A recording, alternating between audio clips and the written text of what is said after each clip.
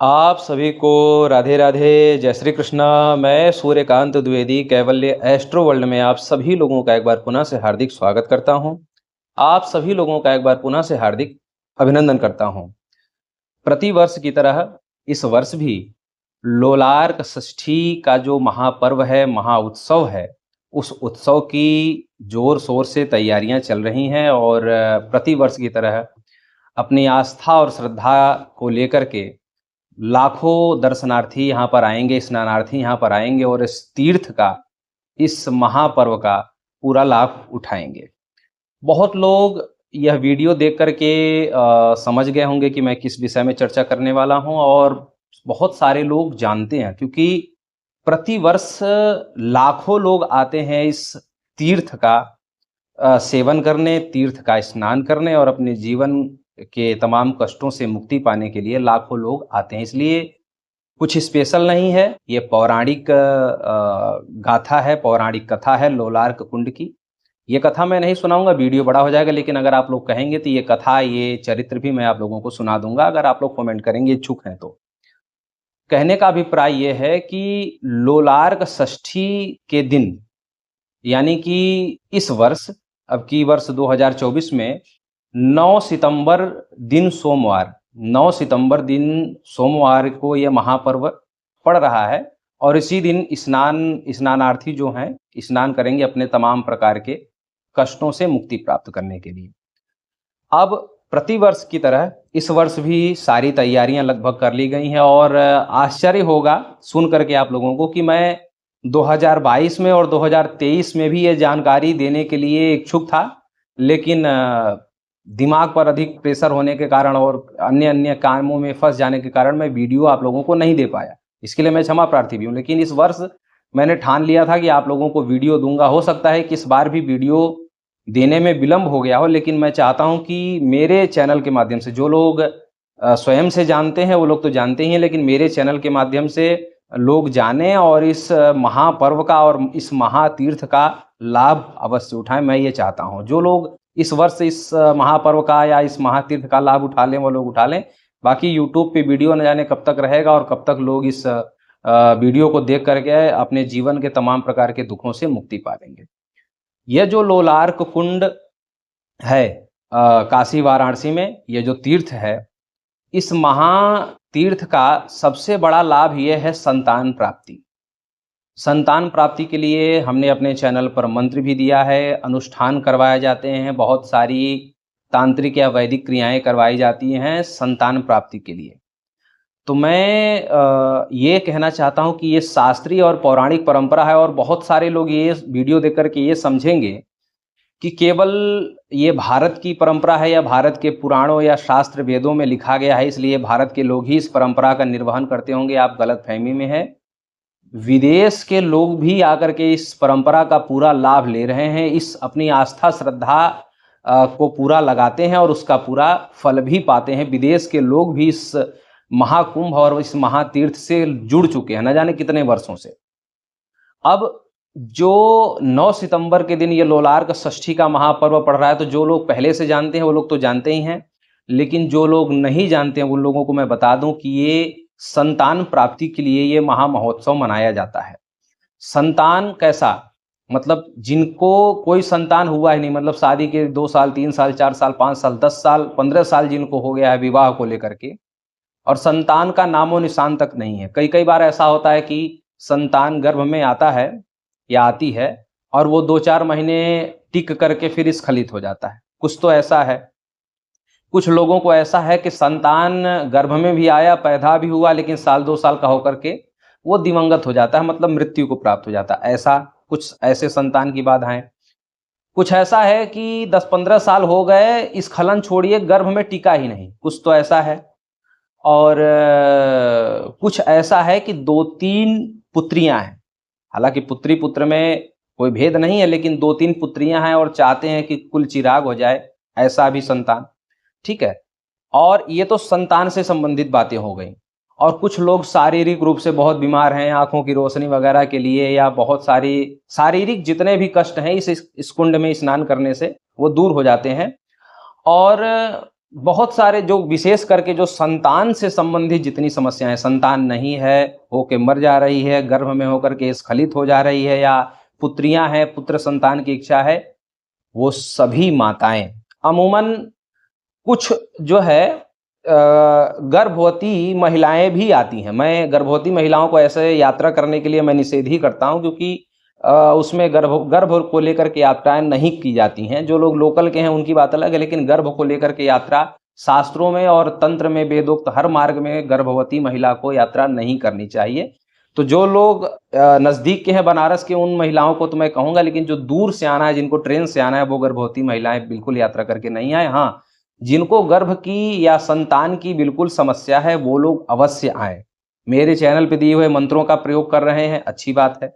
कोई अनुष्ठान करवाते हैं, गोपाल आदि मंत्रों का जप करते हैं, बहुत अच्छी बात है। लेकिन मेरे चैनल के अगर आप दर्शक हैं तो मेरा कर्तव्य बनता है, मैं जानता हूं कि मैं कोई मंत्र की जानकारी नहीं दे रहा हूं, लेकिन बहुत बड़ी और बहुत ही उत्कृष्ट जो है पराविज्ञान की आपको आज जानकारी दे रहा हूं। इसका लाभ आप लोग जरूर उठाइए।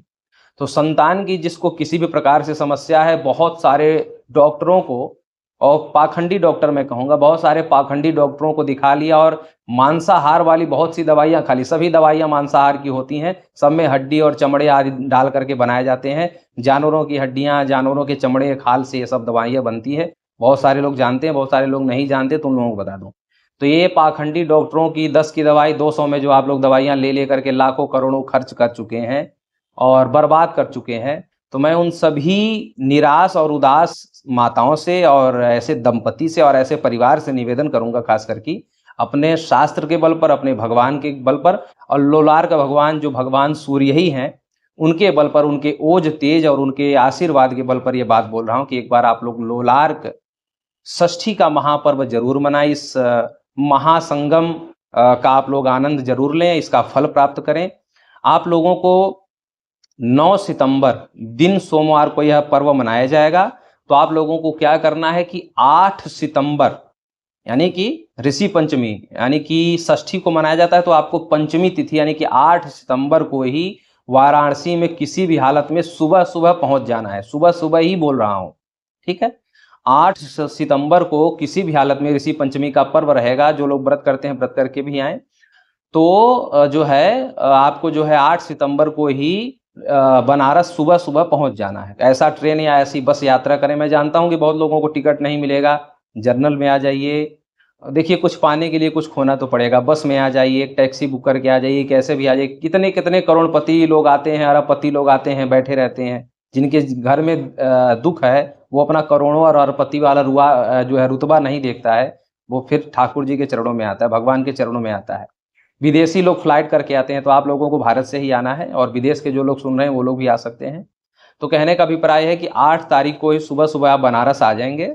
आप गंगा स्नान आदि करिए, भगवान विश्वनाथ बाबा का दर्शन करिए, और शाम को रोड पे ही आपको लाइन लगानी होती है। बहुत लोग कहेंगे कि रोड पे लाइन लगाएंगे तो कोई गाड़ी वाला जो है दाब करके कुचल करके चला जाएगा। ऐसा कुछ नहीं होता। ये सरकारी दिशा निर्देश के तरीके से होता है, और सरकार जो उत्तर प्रदेश की सरकार, माननीय मुख्यमंत्री योगी जी हैं, उनके दिशा निर्देशन में पूरे खंभे लगाए जा रहे हैं और उस पर पूरा बैरिकेटिंग लगेगा। और लोलार्क जो पंचमी है, मतलब लोलार्क पंचमी नहीं, लोलार्क तो षष्ठी है, लेकिन पंचमी और षष्ठी 2 दिन वह रोड जो है, यानी कि सोनारपुरा से लेकर के 80 घाट और लंका बीएचयू तक रोड बंद रहता है। उस पर गाड़ियां नहीं चलती, केवल पैदल और दर्शनार्थी चलते हैं। वो रोड बंद रहता है, और रोड पर ही आपको लाइन भी लगाना होता है। तो मैं निवेदन करूंगा कि जो लोग कहीं दूर दूर से आने वाले हैं, तो वो लोग 8 तारीख को सुबह सुबह पहुंच जाएं। दिन में अपना जो है या दर्शन करें भगवान का, गंगा जी स्नान करें, और उसके बाद शाम से लाइन लगना शुरू हो जाता है। 80 घाट के पास लोलार्क कुंड पड़ता है। बहुत लोग कहेंगे कि गुरुदेव आपको मैसेज करें तो आप पहुंचाने आ जाएंगे। ऐसा मत करिए। कितने लोगों को हम रिसीव करने और पहुंचवाने जाएंगे?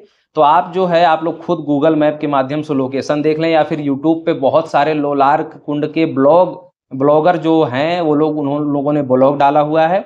आप लोग लोलार्क कुंड का जो है निश्चित स्थान देख लें, बनारस में कैसे रुकना है, ये सब देख लें।